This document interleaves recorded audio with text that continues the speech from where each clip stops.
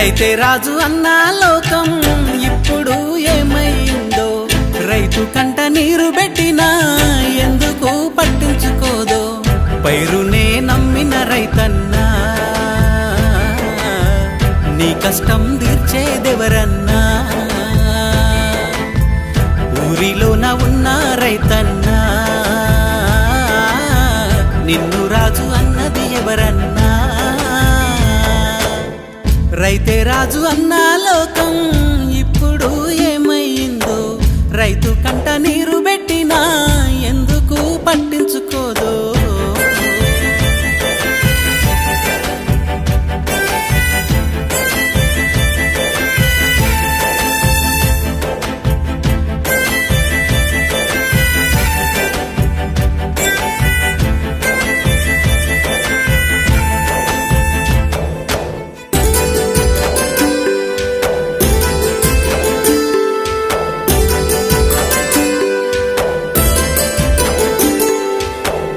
అందరి ఆకలి తీర్చే రైతు సిన్నబోయినాడు, బుక్కెడు కూడు లేక తాను తల్లడిల్లినాడు.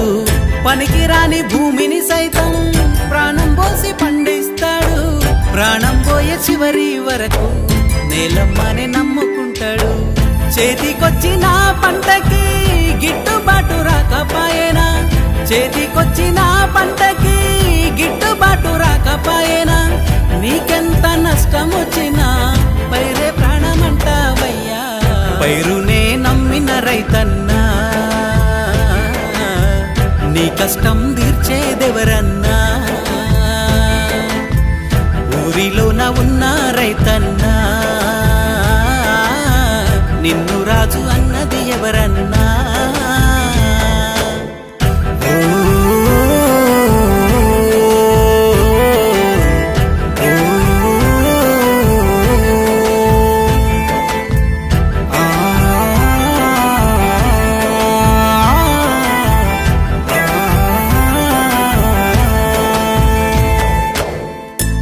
కొడుకు తోడు లేక, గవర్నమెంట్ సాయం లేక, ఆలి పుస్తలే అమ్మి భూమి నువ్వు సాగు చేస్తే, కోరుకున్న పంట రాక కంట తడి పెడితివయ్యా.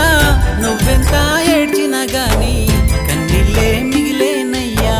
పిల్ల పాపలను ఈడిసి పట్నం బాట పట్టినవయ్యా, పిల్ల పాపలను ఈడిసి పట్నం బాట పట్టినవయ్యా.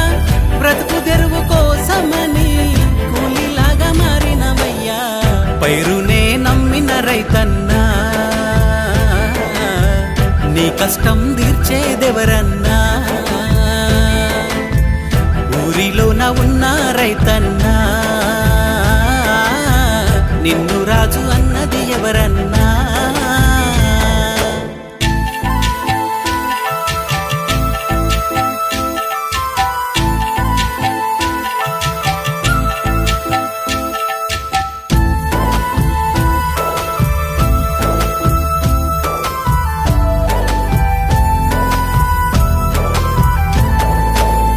వాననీటి చుక్క లేక కన్నీటితో నెల తడిసెనా, జోరువాన పైరునంతా పాడు చేసి వెళ్ళిపోయేనా.